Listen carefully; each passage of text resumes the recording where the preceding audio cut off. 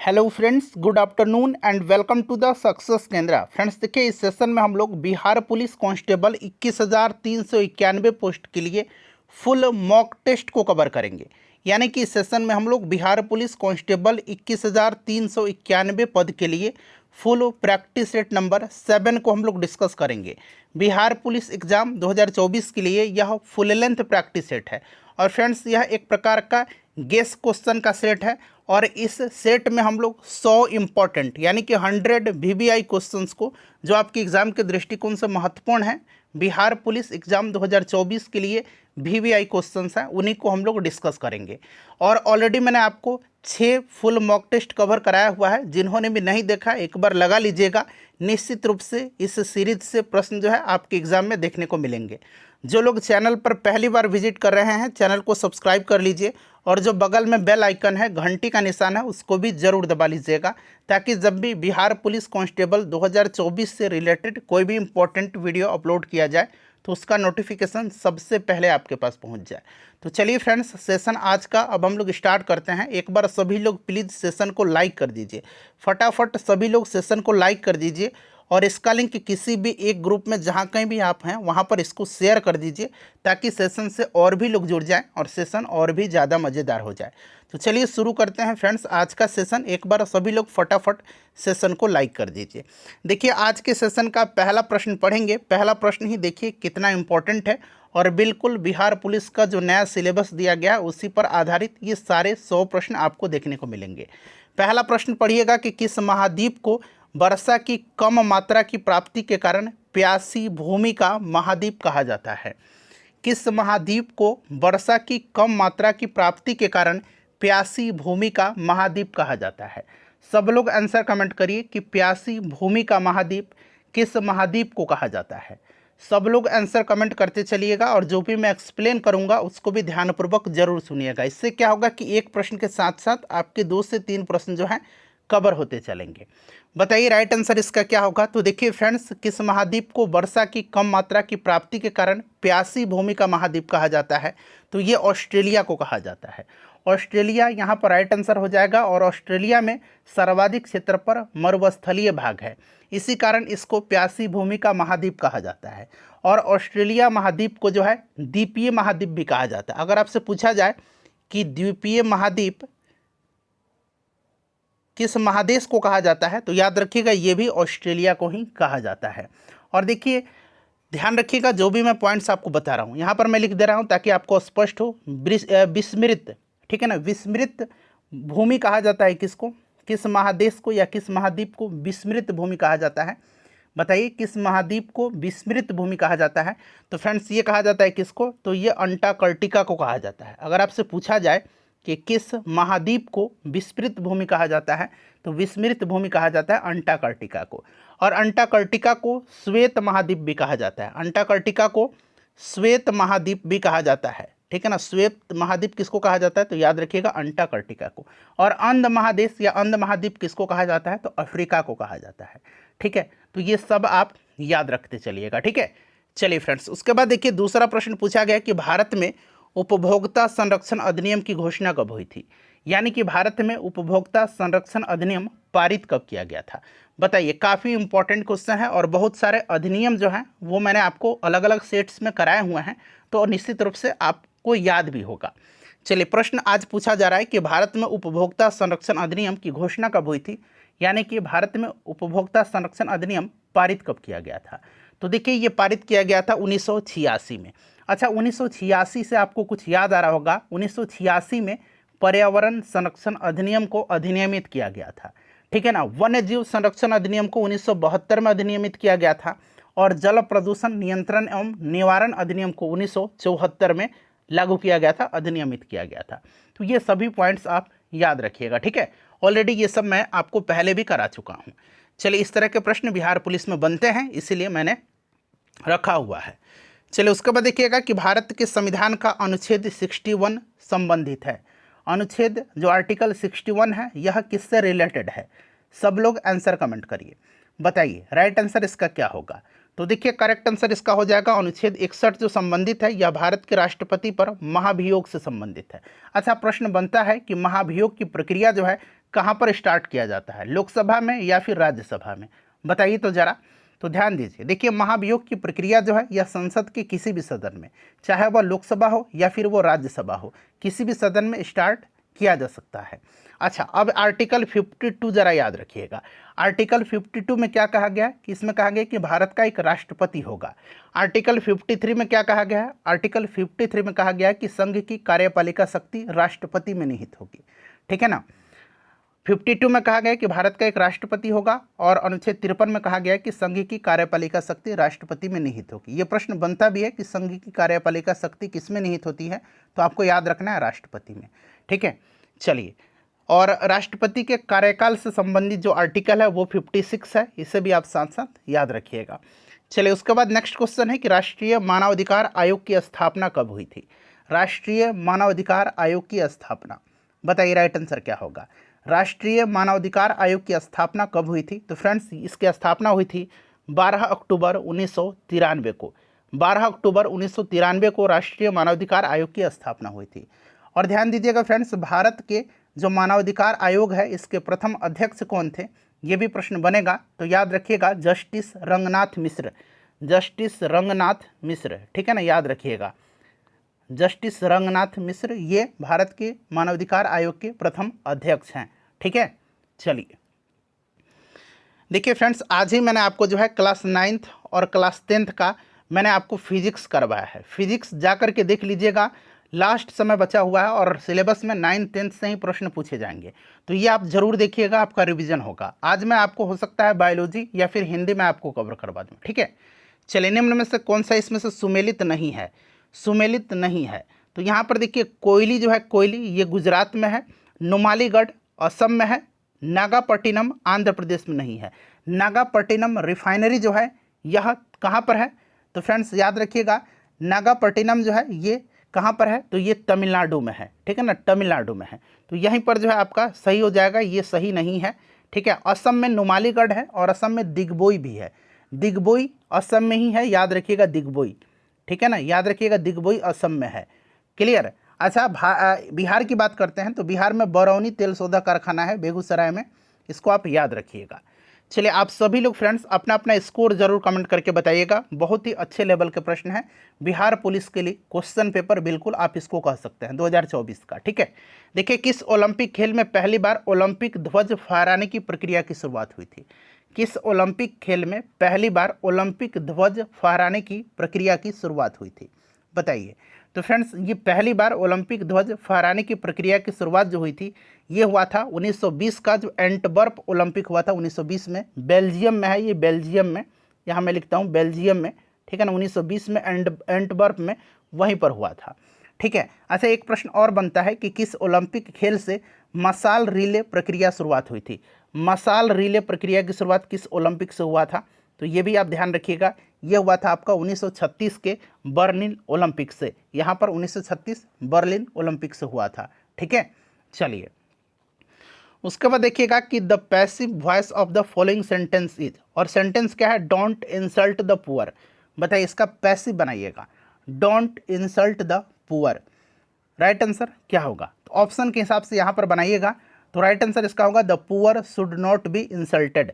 The poor should not be insulted. लेकिन एक और तरीके से इसका पैसिव बनाया जा सकता है, ठीक है ना, वो तरीका क्या है, let not the poor be insulted. यहाँ मैं लिखता हूँ let not the poor be insulted, ठीक है ना, तो ये दोनों तरीका से सही होगा। चलिए, ऑप्शन के हिसाब से ऑप्शन ए राइट आंसर होगा। नेक्स्ट क्वेश्चन करेंगे कि हीरा की संरचना होती है, हीरा की संरचना कैसी होती है, बताइए। हीरा के बारे में आपको पता है, हीरा कार्बन का अपरूप होता है, ठीक है, और इसकी संरचना कैसी होती है, इसकी संरचना होती है चतुष्फलकीय, ठीक है ना, चतुष्फलकीय। तो यहाँ पर देखिए नियमित चतुष्फलकीय दिया गया है। अच्छा, ग्रेफाइट का अगर पूछा जाए तो ग्रेफाइट का षटकोणीय होता है, ठीक है ना, षटकोणीय ग्रेफाइट की संरचना होती है। चलिए, ग्रेफाइट भी कार्बन का अपरूप है। देखिए, मरुस्थल में उगने वाले पौधे क्या कहलाते हैं, मरुस्थल में उगने वाले पौधे, यहाँ से 2-3 प्रश्न मैं आपका करवाऊंगा। देखिए, मरुस्थल में जो उगने वाले पौधे हैं उनको क्या कहा जाता है, तो फ्रेंड्स इनको जीरोफाइट्स कहा जाता है, हिंदी में इनको मरुद्भिद कहा जाता है। हिंदी में इनको क्या कहा जाता है, हिंदी में इनको मरुद्भिद कहा जाता है, ठीक है ना, मरुद्भिद कहा जाता है।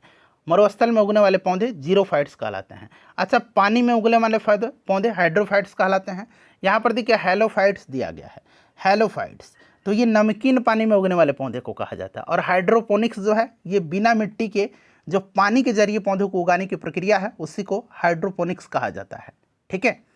चलिए उसके बाद नेक्स्ट क्वेश्चन है क्वेश्चन नंबर 10 की identify the correct tense of the given sentence. Sentence है he had been trying to get her on the phone. कौन सा ये टेंस है इसमें, ये आपसे पूछा गया है। बताइए राइट आंसर क्या होगा। आप इसको इजीली पकड़ सकते हैं। यहाँ पर देखिए हैड लगा हुआ है, यानी कि निश्चित रूप से ये पास्ट टेंस है। अब देखिए यहाँ पर V4 है, यानी कि वर्ब का चौथा रूप है, तो ये पास्ट परफेक्ट कंटिन्यूअस टेंस हो जाएगा। ऑप्शन नंबर यहाँ पर डी राइट आंसर हो जाएगा। चलिए फ्रेंड्स, उसके बाद नेक्स्ट क्वेश्चन है, थोड़ा जल्दी जल्दी सेशन को कवर करेंगे और आज वाला फिजिक्स का जो 9th 10th का मैंने कराया हुआ उसको जरूर देखिएगा, ठीक है ना। चलिए दूरदृष्टि के संबंध में, दूरदृष्टि दोष है, दूरदृष्टि दोष को हम लोग हाइपरमेट्रोपिया भी बोलते हैं। इसके संबंध में निम्नलिखित में से कौन सा सही है बताइए। और निकट दृष्टि दोष को मायोपिया बोला जाता है।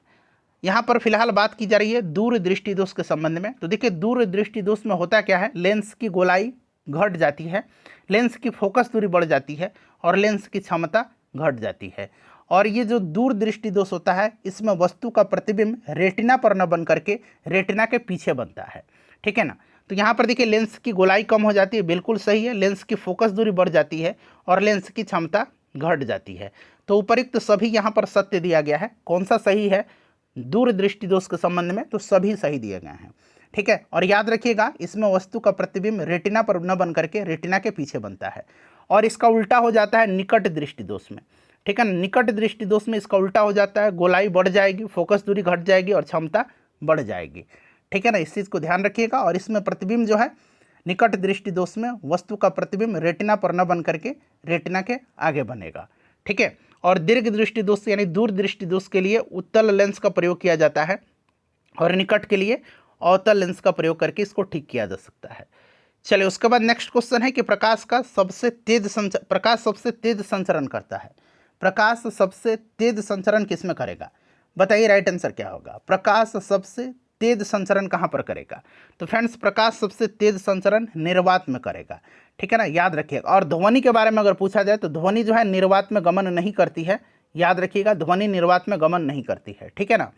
ध्वनि का जो होता है चाल सबसे ज़्यादा ठोस में होता है, फिर द्रव्य में और फिर गैस में, ये आपको पता है। लेकिन यहाँ पर प्रकाश के बारे में पूछा गया तो प्रकाश निर्वात में गमन मतलब संचरण सबसे तेज करता है, ठीक है ना, ध्यान रखिएगा। और प्रकाश का निर्वात में गति जो होता है ये 3 गुना 10⁸ मीटर पर सेकंड लगभग, इसको आप याद रखिएगा, ठीक है। चलिए उसके बाद देखिएगा नेक्स्ट क्वेश्चन है कि आवर्त सारणी में यानी कि जो पीरियडिक टेबल है उसमें किसी आवर्त में बाएं से दाएं जाने पर आयनन विभव का मान क्या होगा आवर्त में, ठीक है ना। ये वाला आवर्त होते हैं, आपको भी पता है। और आवर्त की संख्या कितनी होती है आवर्त सारणी में, अगर आपसे पूछा जाए तो 7 होती है, याद रखिएगा। और देखिए किसी आवर्त सारणी में आवर्त में बाएं से दाएं जाने पर, देखिए आवर्त में बाएं से दाएं जाने पर क्या क्या होता है, याद रखिएगा।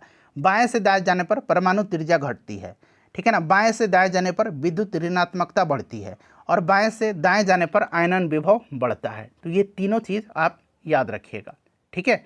चलिए फ्रेंड्स उसके बाद नेक्स्ट क्वेश्चन है कि जयशंकर प्रसाद द्वारा रचित महाकाव्य इसमें से कौन सा है। जयशंकर प्रसाद का बताइए राइट आंसर क्या होगा। जयशंकर प्रसाद द्वारा रचित इसमें से महाकाव्य कौन सा है, आंसर फटाफट कमेंट करिए। यहाँ पर देखिए प्रिय प्रवास जो है ये किसकी है, तो ये अयोध्या सिंह हरिऔध की रचना है। साकेत किसकी है, साकेत जो है ये मैथिली शरण गुप्त की है। और यहाँ पर देखिएगा रामचंद्रिका जो है ये केशव दास जी की है, ठीक है। कामायनी जो है ये हरिशंकर प्रसाद की है, ठीक है ना। तो ऑप्शन यहाँ पर डी राइट आंसर होगा। चलिए उसके बाद देखिएगा कि प्रत्यास्थता गुणांक का एसआई मात्रक क्या है। प्रत्यास्थता गुणांक का एसआई मात्रक क्या है बताइए। प्रत्यास्थता गुणांक का एसआई मात्रक क्या है, राइट आंसर इसका क्या होगा, तो इसका आंसर होगा न्यूटन प्रति वर्ग मीटर, यानी कि न्यूटन पर मीटर स्क्वायर होगा। Option number A right answer हो जाएगा। और आपको पता है कि न्यूटन प्रति वर्ग मीटर को हम लोग क्या बोलते हैं, पास्कल बोलते हैं। पास्कल दाब का यूनिट होता है, प्रेशर का होता है, ठीक है ना।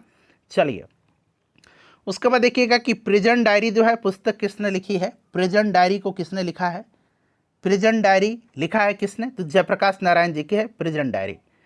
चलिए उसके बाद नेक्स्ट क्वेश्चन है कि एक हीटर का तंतु बना होता है। हल्का प्रश्न है लेकिन इंपॉर्टेंट है क्योंकि परीक्षा में बार बार पूछा जाता है। हीटर का तंतु और विद्युत बल्ब का फिलामेंट, ये बार बार पूछा जाता है। तो देखिए फिलामेंट आपको पता है टंगस्टन का बना होता है और हीटर का तंतु नाइक्रोम का बना होता है। ऑप्शन नंबर यहाँ पर बी राइट आंसर हो जाएगा। चलिए फ्रेंड्स, उसके बाद अगला प्रश्न हमारा कि हजारी प्रसाद द्विवेदी को साहित्य अकादमी पुरस्कार किस रचना के लिए मिला था? किस रचना के लिए मिला था, बना लीजिएगा, मिला था। ठीक है, हजारी प्रसाद द्विवेदी जी को साहित्य अकादमी पुरस्कार किस रचना के लिए मिला था? काफ़ी इंपॉर्टेंट क्वेश्चन है, VVI क्वेश्चन है, आपके सिलेबस में है। ठीक है ना, तो याद रखिएगा फ्रेंड्स, इनको मिला था कब? तो ये इनको 1973 में दिया गया था। ठीक है ना, इनकी निबंध संग्रह आलोक पर्व के लिए। तो ऑप्शन नंबर यहाँ पर देखिए बी राइट आंसर हो जाएगा, आलोक पर्व के लिए। और 1957 में इनको पद्म विभूषण दिया गया था। ठीक है ना। चलिए, उसके बाद नेक्स्ट क्वेश्चन है कि यह सिद्धांत किसका है कि यदि देश में घटिया और बढ़िया दो प्रकार की मुद्राएं एक साथ प्रचलन में हो या चलन में हो तो घटिया मुद्राएं जो है ये बढ़िया मुद्राओं को चलन से बाहर कर देती है। ये सिद्धांत किसका है बताइए? यह सिद्धांत किसका है कि किसी देश में घटिया और बढ़िया दोनों मुद्राएं एक साथ अगर चलन में हो तो घटिया मुद्राएं बढ़िया मुद्राओं को चलन से बाहर कर देती है। ये नियम है ग्रेशम का। ठीक है ना, ये ग्रेशम का नियम है। ऑप्शन नंबर यहाँ पर बी राइट आंसर हो जाएगा, ग्रेशम का नियम। चलिए, उसके बाद नेक्स्ट क्वेश्चन है हमारा कि भारत की अधिकांश वर्षा किस मॉनसून, यहाँ बना लीजिएगा, मौसम भी चलेगा लेकिन मॉनसून ज़्यादा सूटेबल है। देखिए, भारत की अधिकांश वर्षा किस मॉनसून के कारण होती है बताइए? ये मैंने एक्सप्लेनेशन में शायद पहले भी वीडियो में बताया हुआ है। भारत की अधिकांश वर्षा किस मॉनसून के कारण होती है? तो फ्रेंड्स, यह दक्षिण पश्चिम मॉनसून के कारण होती है। ऑप्शन नंबर यहाँ पर सी राइट आंसर हो जाएगा, भारत की अधिकांश वर्षा दक्षिण पश्चिम मानसून के कारण होती है। और यहाँ पर देखिए उत्तर पूर्वी जो मानसून दिया गया है इसके कारण तमिलनाडु में सबसे ज़्यादा वर्षा होती है। ठीक है, चलिए, उसके बाद देखिए अगला प्रश्न पूछा गया है कि भारतमाला परियोजना का संबंध किसके विकास से है? भारतमाला परियोजना का संबंध किसके विकास से है? भारतमाला और स्वर्णिम चतुर्भुज दोनों आपको याद होगा। ठीक है ना, स्वर्णिम चतुर्भुज आपको बखूबी याद है। स्वर्णिम चतुर्भुज राजमार्ग से संबंधित है। ठीक है ना, और भारतमाला प्रोजेक्ट का भी संबंध राजमार्ग से है, राष्ट्रीय राजमार्ग से। ठीक है, चलिए, उसके बाद नेक्स्ट क्वेश्चन कर लेंगे। अगला प्रश्न हमारा कि अमाप्पा खान है, एक अमाप्पा का खान है, यह किसके लिए फेमस है? तो सबसे पहले बताइए अमाप्पा का खान किस देश में है? ठीक है ना, ऑप्शन में दे रहा हूँ, अमेरिका, ठीक है, उसके बाद इटली, फ्रांस, ब्राज़ील, कहाँ पर है बताइए? अमाप्पा की खान कहाँ पर है? तो देखिए अमाप्पा की खान जो है यह मैग्नीज के लिए प्रसिद्ध है, मैग्नीज के लिए फेमस है। और यह कहाँ पर है? तो अमाप्पा की खान जो है ये ब्राज़ील में पड़ता है, ब्राज़ील में है। चलिए, उसके बाद नेक्स्ट क्वेश्चन करेंगे कि मैनचेस्टर किसके लिए प्रसिद्ध है? मैनचेस्टर किसके लिए प्रसिद्ध है? अच्छा, मैनचेस्टर से याद आया होगा आपको कि दक्षिण भारत का मैनचेस्टर कोयम्बटूर को कहा जाता है। दक्षिण भारत का मैनचेस्टर कोयम्बटूर को कहा जाता है और उत्तर भारत का मैनचेस्टर कानपुर को कहा जाता है। ये प्रश्न पूछा जा चुका ऑलरेडी बिहार पुलिस में। और देखिए मैनचेस्टर फेमस है सूती वस्त्र उद्योग के लिए। ठीक है ना, सूती वस्त्र उद्योग के लिए फेमस है मैनचेस्टर। चलिए फ्रेंड्स, उसके बाद अगला प्रश्न करेंगे। सेशन को एक बार सभी लोग प्लीज़ लाइक कर दीजिए। देखिए, स्पेनिंग जेनी का आविष्कार किसने किया था? स्पेनिंग जेनी का आविष्कार किसने किया था? अच्छा, एक फ्लाइंग शटल का आविष्कार पूछा जाता है। फ्लाइंग शटल का आविष्कार जॉन के ने किया था। ठीक है ना, जॉन के ने फ्लाइंग शटल का आविष्कार किया था, याद रखिएगा, फ्लाइंग शटल का, फ्लाइंग शटल का, फ्लाइंग शटल का। ठीक है ना, और यहाँ पर पूछा गया स्पेनिंग जेनी का, तो ये जेम्स हारग्रीव्स ने किया था। जेम्स हारग्रीव्स ने स्पेनिंग जेनी की आविष्कार किया था। स्पिनिंग जेनी सूत कटाई करने वाली एक मशीन होती है। ठीक है, एक है स्पिनिंग म्यूल, स्पिनिंग म्यूल का आविष्कार किया था क्रॉम्पटन ने, ये भी आप याद रखिएगा। ठीक है ना, चलिए, उसके बाद नेक्स्ट क्वेश्चन करेंगे फ्रेंड्स। अगला प्रश्न कि सांस्कृतिक राष्ट्रीयता का जनक किसको कहा जाता है? सांस्कृतिक राष्ट्रीयता का जनक किसको कहा जाता है बताइए? राइट आंसर क्या होगा? और देखिए, ये जो भी मैंने आपको अभी बताया है ना कि ये सब आविष्कार ये दरअसल औद्योगिक क्रांति के दरमियान हुआ था। इंग्लैंड में औद्योगिक क्रांति हुई थी, सूती वस्त्र उद्योग से शुरुआत हुई थी, आपको भी याद है।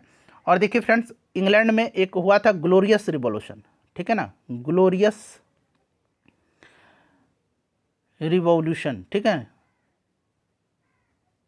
रिवॉल्यूशन याद रखिएगा, या फिर इसको गौरवशाली क्रांति भी कहा जाता है, गौरवशाली या गौरवपूर्ण क्रांति, ये इंग्लैंड में हुई थी, याद रखिएगा। ठीक है, 1688 में। सांस्कृतिक राष्ट्रीयता का जनक आपने कमेंट कर दिया है, राइट आंसर क्या होगा इसका? जॉन ग्राट फ्राइड हर्डर ने, आप सिर्फ हर्डर याद रखिएगा। ठीक है, चलिए उसके बाद नेक्स्ट क्वेश्चन फ्रेंड, राष्ट्रीय पर्यावरण अभियांत्रिकी अनुसंधान संस्थान कहाँ पर स्थित है? राष्ट्रीय पर्यावरण अभियांत्रिकी अनुसंधान संस्थान कहाँ पर स्थित है? बताइए राइट आंसर क्या होगा? राष्ट्रीय पर्यावरण अभियांत्रिकी अनुसंधान संस्थान जो है ये कहाँ पर है? राइट आंसर इसका नागपुर हो जाएगा, ठीक है ना, नागपुर में है। उसके बाद देखिएगा कि विश्व महासागर दिवस कब मनाया जाता है? विश्व महासागर दिवस कब मनाया जाता है? अब यहाँ पर देखिएगा 22 मई को आपको याद है जैव विविधता दिवस मनाया जाता है। उसके बाद देखिए 14 नवंबर को डायबिटीज़ डे मधुमेह दिवस मनाया जाता है। और विश्व महासागर दिवस जो है ये 8 जून को मनाया जाता है, ठीक है। अगला प्रश्न है कि नर्तकी की एक कांस्य मूर्ति सिंधु सभ्यता के किस स्थल से मिली है? बताइए, नर्तकी की एक कांस्य मूर्ति जो है ये सिंधु सभ्यता के किस स्थल से प्राप्त हुई है, किस स्थल से मिली है? तो फ्रेंड्स यह मोहनजोदाड़ो से मिली है। और मोहनजोदाड़ो से ही आपको पता है विशाल अन्नागार और विशाल स्नानागार मिला है, ठीक है। चलिए नेक्स्ट क्वेश्चन कर लेंगे कि जयप्रकाश नारायण अंतर्राष्ट्रीय हवाई अड्डा कहाँ पर अवस्थित है? जयप्रकाश नारायण अंतर्राष्ट्रीय हवाई अड्डा जो है ये कहाँ पर है? बताइए राइट आंसर। तो फ्रेंड्स ये पटना में है, जयप्रकाश नारायण अंतर्राष्ट्रीय हवाई अड्डा। चलिए उसके बाद देखिएगा अगला प्रश्न है कि लाला लाजपत राय ने अपना राजनीतिक गुरु किसको माना था? लाला लाजपत राय, अच्छा महात्मा गांधी के राजनीतिक गुरु हैं गोपाल कृष्ण गोखले, ठीक है, आपको याद होगा। अच्छा सुभाष चंद्र बोस के राजनीतिक गुरु कौन है? ये आप मुझे कमेंट करके बताएंगे, सुभाष चंद्र बोस के राजनीतिक गुरु का नाम, ठीक है। चलिए लाला लाजपत राय ने अपना राजनीतिक गुरु माना था मैजनी को, ठीक है ना, ऑप्शन नंबर यहाँ पर ये राइट आंसर हो जाएगा। चलिए उसके बाद देखिएगा कि बक्सा टाइगर रिजर्व जो है ये किस राज्य में स्थित है? बक्सा टाइगर रिजर्व किस राज्य में स्थित है? बताइए जल्दी से आंसर कमेंट करिए। बक्सा टाइगर रिजर्व किस राज्य में है? तो फ्रेंड्स ये पश्चिम बंगाल में है बक्सा टाइगर रिजर्व, ठीक है, याद रखिएगा। चलिए उसके बाद नेक्स्ट क्वेश्चन है कि आलू का ब्लैक हार्ट रोग किस तत्व की कमी के कारण होता है? आलू का ब्लैक हार्ट रोग जो है यह किस तत्व की कमी के कारण होता है? फटाफट आंसर कमेंट करिए। तो फ्रेंड्स ये होता है ऑक्सीजन की कमी के कारण, ठीक है। चलिए उसके बाद देखिएगा कि लाल पान की बेगम किसकी रचना है? इंपॉर्टेंट है, हिंदी का प्रश्न है, लाल पान की बेगम। लाल पान की बेगम जो है ये रचना किसकी है? काफ़ी इंपॉर्टेंट क्वेश्चन है। लाल पान की बेगम है फणीश्वर नाथ रेणु की, ऑप्शन नंबर यहाँ पर बी राइट आंसर हो जाएगा। अगला प्रश्न है कि निम्नलिखित में से कौन सा कवक द्वारा उत्पन्न रोग नहीं है? नहीं पूछा गया है, ध्यान से, कवक द्वारा, ठीक है ना, फंजाई के द्वारा, फंगस के द्वारा। तो फ्रेंड्स यहाँ पर देखिए दमा, दाद, खुजली, गंजापन ये कवक के द्वारा होता है। यहाँ पर देखिए हर्पिस दिया गया, हर्पिस ये होता है कवक के द्वारा नहीं, ये होता है वायरस के द्वारा, यानी कि विषाणु के द्वारा होता है, ठीक है। चलिए उसके बाद नेक्स्ट क्वेश्चन पूछा गया कि एशिया तथा उत्तरी अमेरिका किसके द्वारा पृथक होते हैं? एशिया तथा उत्तरी अमेरिका किस जलडमरू मध्य के द्वारा पृथक होते हैं? चलिए बताइए राइट आंसर क्या होगा इसका? एशिया तथा उत्तरी अमेरिका किस जलडमरू मध्य के द्वारा पृथक होते हैं? तो यह जलडमरू मध्य जो है यह बेरिंग जलडमरू मध्य के द्वारा एशिया और उत्तरी अमेरिका पृथक होते हैं, अलग होते हैं, ठीक है। चलिए उसके बाद नेक्स्ट क्वेश्चन करेंगे कि क्लोरोफिल खाली स्थान दिया गया है कि उपस्थिति में बनता है। बताइए यहाँ पर कौन सा एलिमेंट है, कौन सा तत्व है क्लोरोफिल में? तो फ्रेंड्स आपको पता है मैग्नीशियम पाया जाता है ना, मैग्नीशियम यहाँ पर राइट आंसर इसका हो जाएगा। चलिए उसके बाद देखिएगा नेक्स्ट क्वेश्चन है भारतीय संविधान का अनुच्छेद 360 संबंधित है। तो अनुच्छेद 360 है, 352 जो है ये संबंधित है राष्ट्रीय आपातकाल से। उसके बाद राज्यों में राष्ट्रपति शासन से अनुच्छेद 356 और वित्तीय आपातकाल से संबंधित है 360। तो option number D right answer हो जाएगा। और वित्तीय आपातकाल भारत में अभी भी एक बार भी नहीं लगाया गया है। और संविधान संशोधन जो है आर्टिकल 368 में है, ये काफ़ी इंपॉर्टेंट है, ये आप जरूर याद रखिएगा, ठीक है। संविधान संशोधन की प्रक्रिया को दक्षिण अफ्रीका से ग्रहण किया गया है। चलिए उसके बाद देखिएगा कि मेसोपोटामिया का अभिप्राय क्या है? मेसोपोटामिया का अभिप्राय क्या है? बताइए बताइए। मोहनजोदाड़ो का अर्थ होता है मृतकों का टीला, उसी प्रकार से मेसोपोटामिया का अभिप्राय क्या है? तो मेसोपोटामिया का अभिप्राय है दजला फरात नदी के बीच की उपजाऊ धरती। ऑप्शन नंबर यहाँ पर ए राइट आंसर हो जाएगा। दजला फरात नदी है, इन्हीं के बीच की उपजाऊ जो भूमि है उसको मेसोपोटामिया का अर्थ है, ठीक है। चलिए उसके बाद देखिएगा अगला प्रश्न कि नारियल के खाने योग्य जो भाग होता है उसको क्या कहा जाता है? नारियल का जो खाने योग्य भाग होता है, ये प्रश्न ऑलरेडी एग्जाम में पूछा गया है, बिहार के ही एग्जाम में। नारियल के खाने योग्य भाग जो होता है इसको एंडोस्पर्म कहते हैं ना, एंडोस्पर्म कहते हैं, यानी कि भ्रूणपोष कहा जाता है, ठीक है। अच्छा केसर पूछा जाता है, केसर जो होता है, सैफरन जो होता है, ये पुष्प के किस भाग से प्राप्त किया जाता है? तो केसर को किससे प्राप्त किया जाता है? वर्तिकाग्र से। याद रखिएगा, केसर को वर्तिकाग्र से प्राप्त किया जाता है, ठीक है ना, वर्तिकाग्र से। चलिए उसके बाद नेक्स्ट क्वेश्चन है कि विक्टोरिया जलप्रपात किस नदी पर स्थित है? विक्टोरिया जलप्रपात किस नदी पर है? इंपॉर्टेंट क्वेश्चन है, बताइए विक्टोरिया जलप्रपात किस नदी पर है? तो फ्रेंड्स ये जाम्बेजी नदी पर है विक्टोरिया जलप्रपात, ठीक है ना। अफ्रीका महाद्वीप में है जाम्बेजी नदी और उसी पर विक्टोरिया जलप्रपात है। चलिए उसके बाद नेक्स्ट क्वेश्चन है हमारा कि caste in India their mechanism किसकी रचना है? Caste in India their mechanism किसकी रचना है? बताइए राइट आंसर क्या होगा? Caste in India their mechanism, ठीक है ना, देयर इस तरह से भी देयर लिख सकते हैं, देयर मैकेनिज्म THEIR, ठीक है ना, देयर मैकेनिज्म किसकी रचना है? फ्रेंड्स ये रचना है बाबा साहेब भीमराव अम्बेडकर की। याद रखिएगा, काफ़ी इंपॉर्टेंट क्वेश्चन है ये, इसको याद रखिएगा।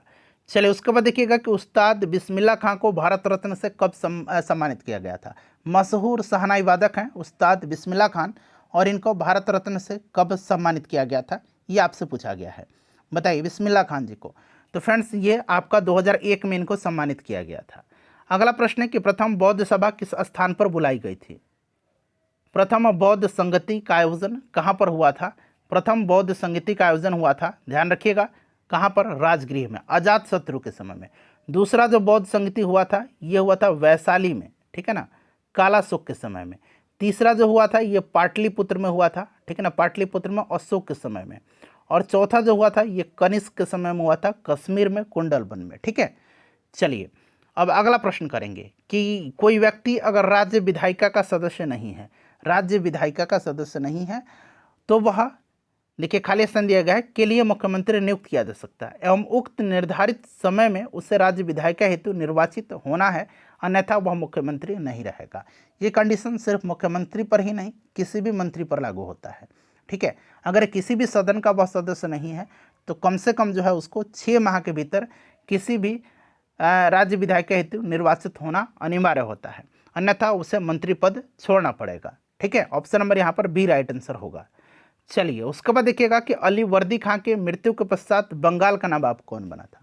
अली वर्दी खां के मृत्यु के पश्चात बंगाल का नवाब कौन बना था?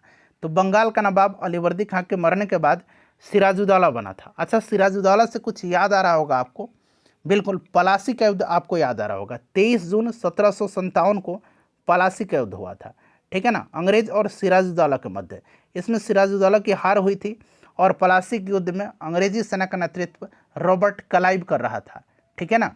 चलिए फ्रेंड्स उसके बाद नेक्स्ट क्वेश्चन है कि मैडम कामा ने, मैडम भिखाजी रुस्तम कामा इनका नाम है, मैडम कामा ने 1907 में प्रथम तिरंगा ध्वज कहाँ फहराया था?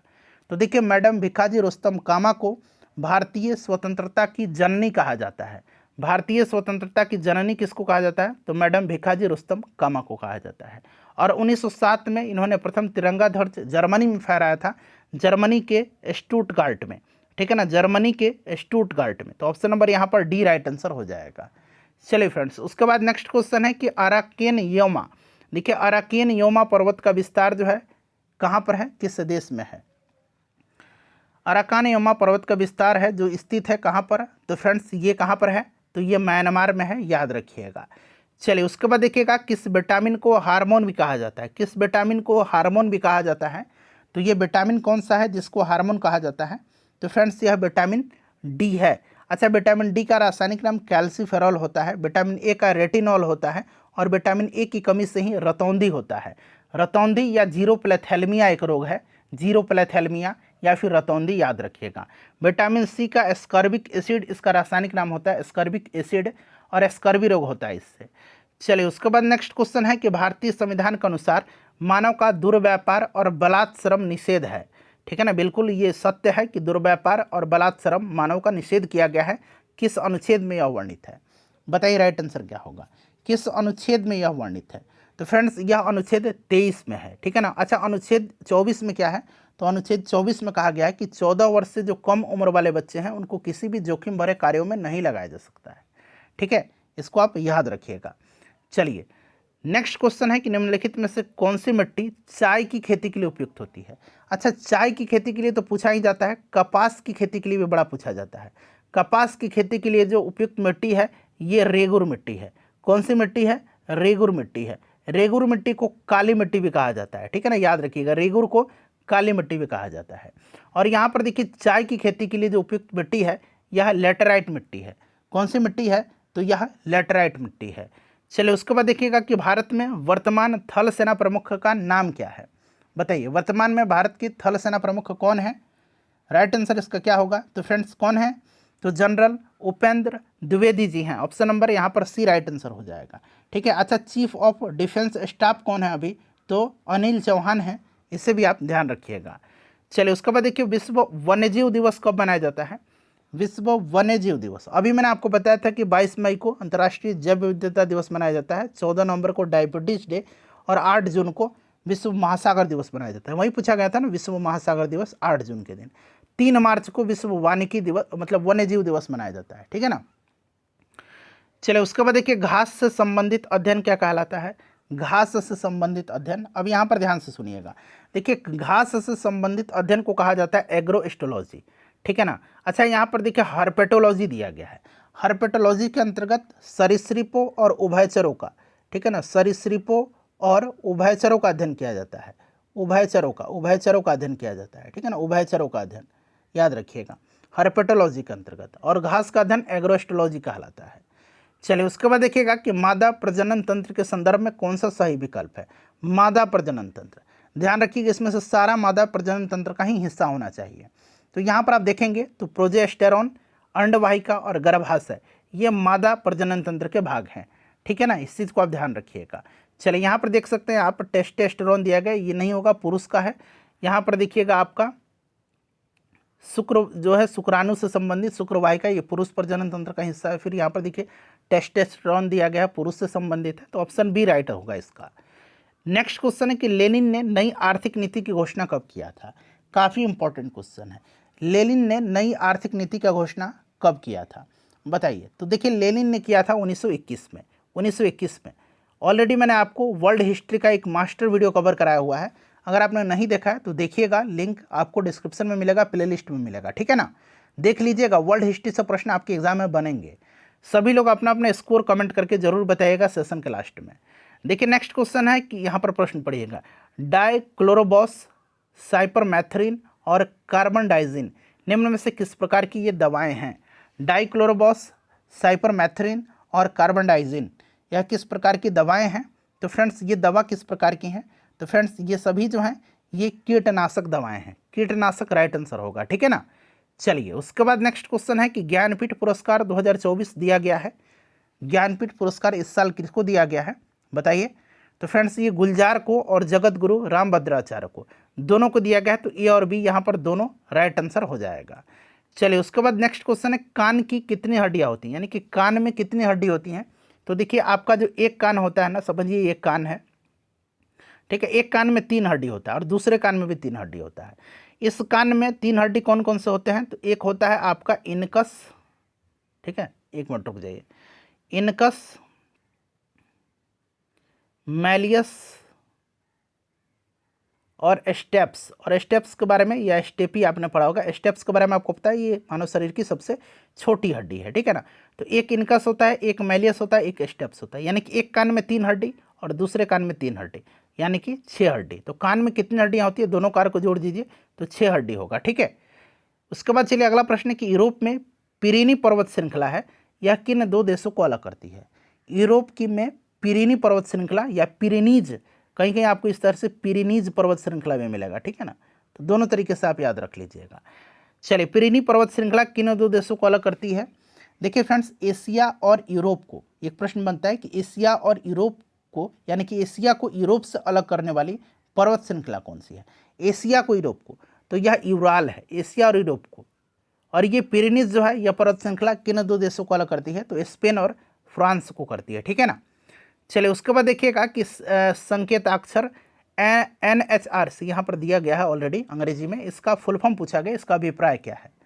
NHRC यानी कि NHRC national human rights commission होगा, हिंदी में इसको बोलेंगे राष्ट्रीय मानवाधिकार आयोग। अभी राष्ट्रीय मानवाधिकार आयोग के बारे में हमने चर्चा किया है, रंगनाथ मिश्र भारत के राष्ट्रीय मानवाधिकार आयोग के पहले अध्यक्ष थे, ठीक है, स्थापना 1993 में किया गया था। तो यहाँ पर देखिए national human rights commission, option number D right answer होगा। अगला प्रश्न है कि निम्नलिखित में से कौन सा एक कोशिकांग कोशिकीय श्वसन के लिए उत्तरदायी है। निम्नलिखित में से कौन सा एक कोशिकांग कोशिकीय श्वसन के लिए उत्तरदायी है। तो देखिए कोशिकीय श्वसन के लिए उत्तरदायी जो है इसमें से कौन सा है, तो फ्रेंड्स ये माइटोकॉन्ड्रिया है। माइटोकॉन्ड्रिया की बात करते हैं तो यह एटीपी अणुओं के रूप में ऊर्जा को संग्रहित करता है और इसको कोशिका का पावर हाउस कहा जाता है। ठीक है, याद रखिएगा एटीपी के रूप में जो है एटीपी अणुओं के रूप में ऊर्जा को संग्रहित करता है। चलिए उसके बाद नेक्स्ट क्वेश्चन करेंगे कि निम्न में से किस सुल्तान ने कुतुब मीनार की 5वीं मंजिल का निर्माण करवाया था। अच्छा, कुतुब मीनार की नींव किसने रखा था, तो कुतुब मीनार की नींव रखा था कुतुबुद्दीन ऐबक ने। इसका निर्माण कार्य इल्तुतमिश ने पूरा करवाया था। और देखिए 5वीं मंजिल पर जो है कुतुब मीनार का निर्माण करवाया था 5वीं मंजिल का, ये फिरोज शाह तुगलक था, फिरोज शाह तुगलक। ठीक है, चलिए उसके बाद देखिएगा कि आरएनए से, देखिए आरएनए से प्रोटीन बनने की जो आखिरी विधि होती है उसको क्या कहा जाता है। तो जो आरएनए से प्रोटीन बनाने की आखिरी विधि होती है फ्रेंड्स उसको ट्रांसलेशन कहा जाता है। ठीक है ना, उसको ट्रांसलेशन कहा जाता है, इसको याद रखिएगा। चलिए उसके बाद देखिए बाउल जो है ये किस राज्य का लोक नृत्य है। बाउल किस राज्य का लोक नृत्य है, तो बाउल जो है ये आपका पश्चिम बंगाल का है। अच्छा, बिहार का अगर पूछा जाए तो झिझिया बिहार का है, जाटिन बिहार का है। ठीक है ना, ये सब याद रखिएगा। चलिए उसके बाद देखिएगा कि संपीड़ित बायोगैस उत्पादन में कौन सा राज्य प्रथम स्थान पर है। ये अभी करंट का क्वेश्चन भी बन सकता है 2024 से। ठीक है ना, याद रखिएगा संपीड़ित बायोगैस के उत्पादन में कौन सा राज्य अग्रणी है, कौन सा राज्य अग्रणी है, तो यह राज्य कौन सा है फ्रेंड्स, फटाफट कमेंट करिए। यह राज्य उत्तर प्रदेश है। ठीक है ना, उत्तर प्रदेश संपीड़ित बायोगैस उत्पादन में अग्रणी राज्य है 2024 में। चलिए उसके बाद नेक्स्ट क्वेश्चन है कि एक लेंस में आवर्धन का मान सदैव 1 से कम होता है, वह लेंस क्या कहलाता है। एक लेंस में आवर्धन का मान सदैव 1 से कम होता है, वह लेंस कौन सा लेंस है, तो वह अवतल लेंस है। ठीक है ना, चलिए उसके बाद देखिएगा कि वैश्विक शांति सूचकांक 2024 में भारत का स्थान क्या है।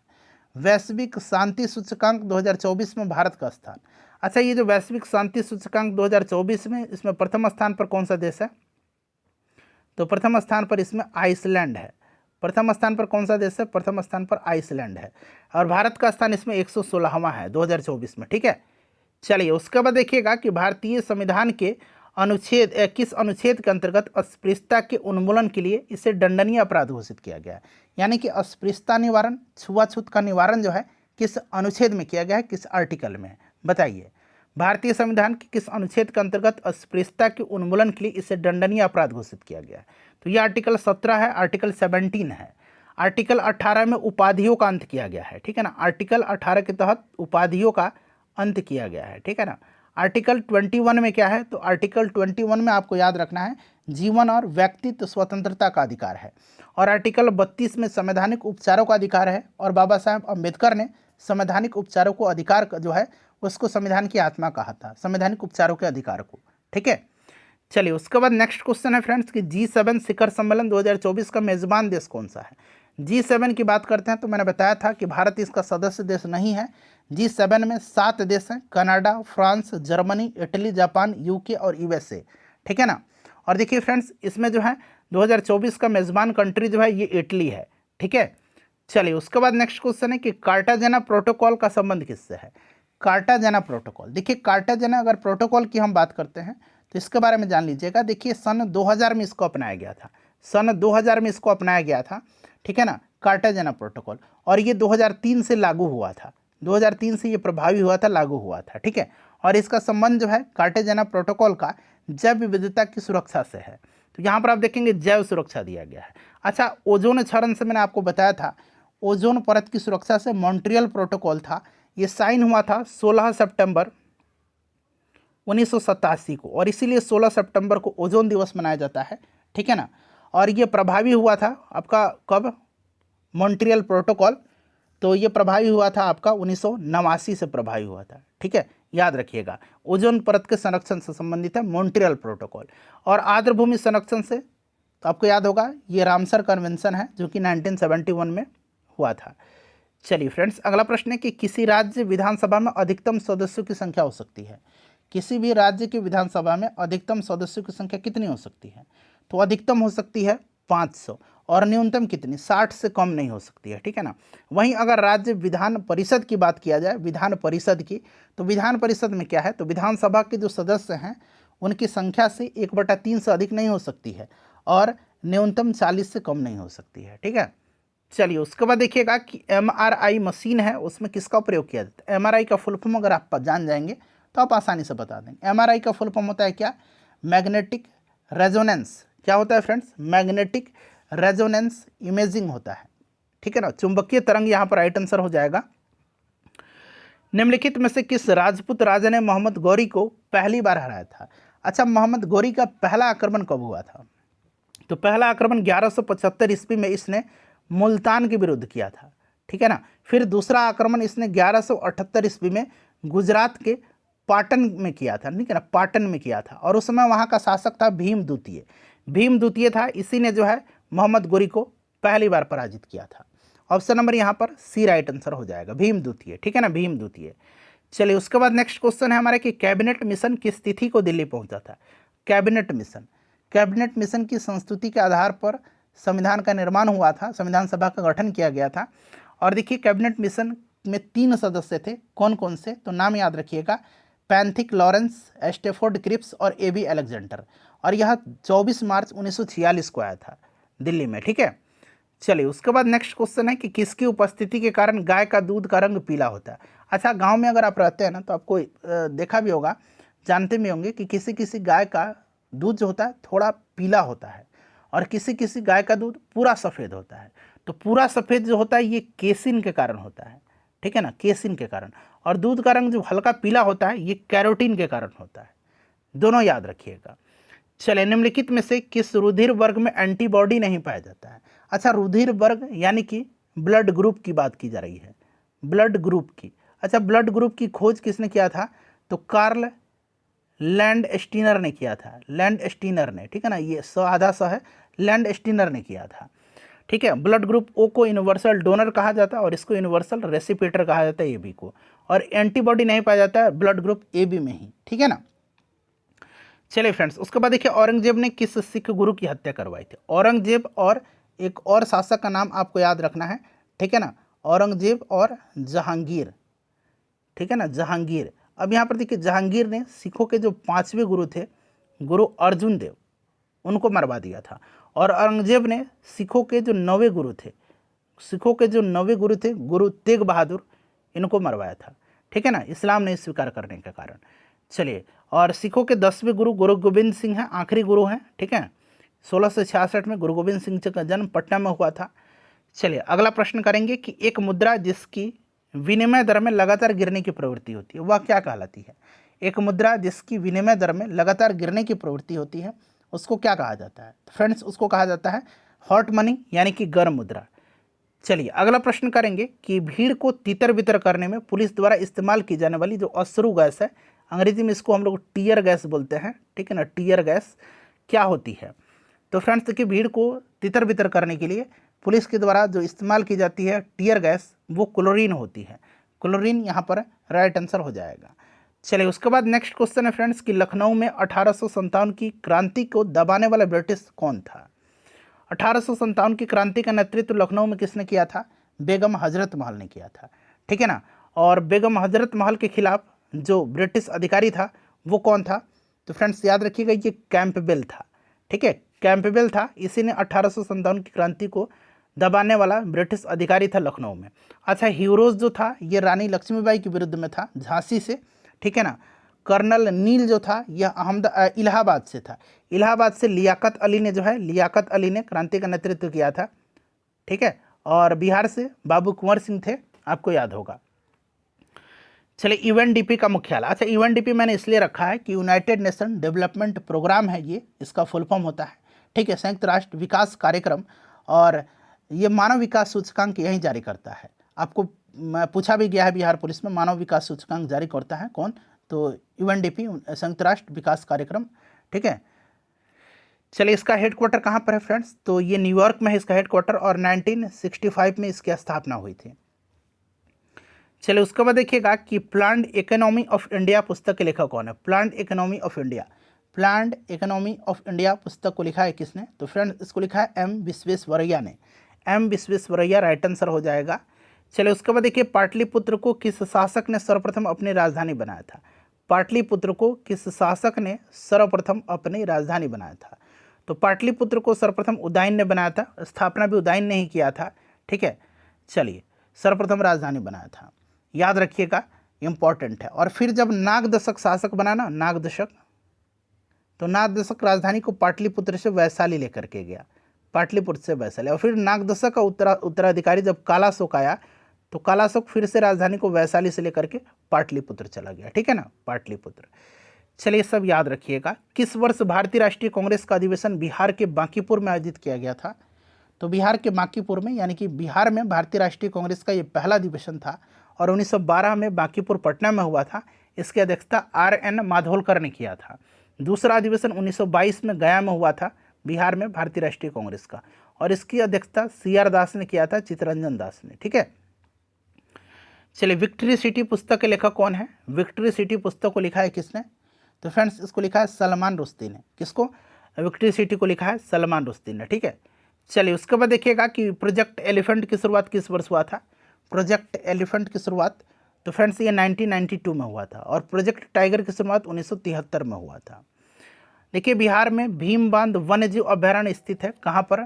तो भीम बांध वन्य जीव अभयारण्य बिहार के किस जिला में है, कहाँ पर है? तो ये मुंगेर में है, मुंगेर आप याद रखिएगा। ठीक है ना, चलिए उसके बाद देखिएगा कि ऋग्वेद में निम्न में से किस नदी को देवी तमा शब्द से संबोधित किया गया है? देवी तमा, माते तमा, या मैं लिखता हूँ देवी तमा, माते तमा, या फिर नदी तमा। ये तीन शब्द याद रखना है।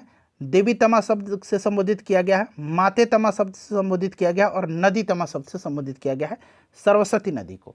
ठीक है, चलिए उसके बाद देखिएगा कि इनमें से कौन सी पुस्तक जो है, कौन सी पुस्तक एनी बेसेंट के द्वारा लिखी गई है? तो एनी बेसेंट की पुस्तक का नाम कौन सा है? तो न्यू इंडिया और कॉमनवेल्थ, याद रखिएगा, न्यू इंडिया और कॉमनवेल्थ, ये एनी बेसेंट की है। ठीक है, ऑप्शन बी। अनहैप्पी इंडिया किसका है? लाला लाजपत राय का है, इंपॉर्टेंट है इसीलिए मैंने रखा है। India divided doctor Rajendra Prasad का है, और इंडियन स्ट्रगल सुभाष चंद्र बोस का है। ठीक है, unhappy India Lala Lajpat Rai, India divided Rajendra Prasad, Indian struggle Subhash Chandra Bose. चलिए उसके बाद देखिएगा कि निम्नलिखित में कौन सुमेलित नहीं है? निम्नलिखित में से कौन सुमेलित नहीं है? कन्याकुमारी तमिलनाडु सही है, ऊटी जो है यह हिल स्टेशन कर्नाटक में नहीं है, ऊटी तमिलनाडु में है। मानस असम में है, चिल्का उड़ीसा में है, तो ऊटी राइट आंसर हो जाएगा, ये तमिलनाडु में है, कर्नाटक दिया गया जो कि सुमेलित नहीं है। चलिए किन्नौर गद्दी किस राज्य के प्रमुख जनजातीय समूह है? किन्नौर और गद्दी, बताइए, किन्नौर और गद्दी किस राज्य के प्रमुख जनजातीय समूह हैं? तो फ्रेंड्स ये हिमाचल प्रदेश के हैं। ठीक है ना, हिमाचल प्रदेश के।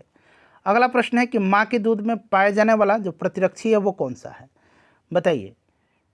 तो फ्रेंड्स ये कौन सा प्रतिरक्षी है माँ के दूध में पाया जाने वाला? तो यह है इम्यूनोग्लोबुलिन ए। ठीक है ना, IG का मतलब होता है इम्यूनोग्लोबुलिन ए। ठीक है ना, I से इम्यूनो, G से globulin, A, option A right answer हो जाएगा इसका, याद रखिएगा। चलिए राज्य चुनाव आयुक्त को हटाया जा सकता है कैसे?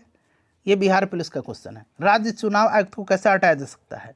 तो फ्रेंड्स उसी प्रकार से जिस प्रकार से उच्च न्यायालय के न्यायाधीश को हटाने की प्रक्रिया है, तो ऑप्शन डी उच्च न्यायालय के न्यायाधीश को हटाने की प्रक्रिया के समान। नेक्स्ट क्वेश्चन करेंगे कि हंगरी की राजधानी कहाँ पर है? हंगरी की राजधानी, अच्छा यहाँ पर देखिए रोम जो है ये इटली की राजधानी है। ठीक है, याद रखिएगा। हंगरी की राजधानी बुडापेस्ट है, और बुखारेस्ट जो है ये रोमानिया की राजधानी है। तो बुखारेस्ट और बुडापेस्ट में कन्फ्यूजन होता है, तो हंगरी की बुडापेस्ट है और रोमानिया की बुखारेस्ट है। चलिए उसके बाद देखिएगा कि बौद्धों का वह धर्म ग्रंथ जिसमें गौतम बुद्ध की पूर्ववर्ती जन्मों की कथाएं संकलित है क्या कहलाता है? बताइए, बौद्धों का वह धर्म ग्रंथ कौन सा है जिसमें गौतम बुद्ध की पूर्ववर्ती जन्मों की कथाएं संकलित है? तो फ्रेंड्स यह जातक है। कौन सा है? जातक है। ठीक है ना, चलिए उसके बाद देखिएगा कि मोटर वाहनों में पीछे का दृश्य देखने के लिए कौन सा दर्पण लगा होता है? तो ये प्रश्न शायद दोबारा मैंने रख दिया है ना, पहले भी मैंने प्रीवियस सेट में कराया हुआ था, तो ये उत्तल दर्पण है। चलिए उसके बाद देखिएगा कि वह पाठ्यांक जिस पर सेल्सियस और फ़ारेनहाइट पैमाने मेल खाते हैं, बताइए, समान होते हैं, तो ये -40 डिग्री पर। चलिए उसके बाद नेक्स्ट क्वेश्चन है कि एंजाइम लाइपेज का स्रोत क्या है? एंजाइम लाइपेज क्या है? तो वसा का पचाने वाला एक एंजाइम होता है, और इसका स्रोत पूछा गया है तो अग्नाशय यहाँ पर राइट आंसर हो जाएगा। ठीक है, चलिए उसके बाद देखिएगा कि कोयले का सर्वोत्तम प्रकार कौन सा है। कोयले का सर्वोत्तम प्रकार कौन सा है, सबसे ज़्यादा कार्बन की मात्रा जिसमें पाई जाएगी वहीं कोयले का सबसे हाई क्वालिटी होगा। तो ये एंथ्रासाइट है, इसमें कार्बन की मात्रा सबसे ज़्यादा पाई जाती है। ठीक है, चलिए उसके बाद देखिएगा कि एटना ज्वालामुखी कहाँ पर है। एटना ज्वालामुखी कहाँ पर है बताइए। एटना, विसुवियस और स्ट्राम्बोली। ठीक है ना, याद रखिएगा ये तीनों जो हैं ये इटली में है। ठीक है, इटली राइट आंसर हो जाएगा। अपना स्कोर कमेंट करिए। ठीक है ना फ्रेंड्स, और इसका आंसर आप कमेंट करके बताइएगा कि जैन धर्म के दूसरे तीर्थंकर कौन थे। अपना स्कोर बता दीजिए और कमेंट करके बताइए कि जैन धर्म के दूसरे तीर्थंकर कौन थे। सेशन को लाइक कर दीजिए और इसको शेयर कर दीजिए।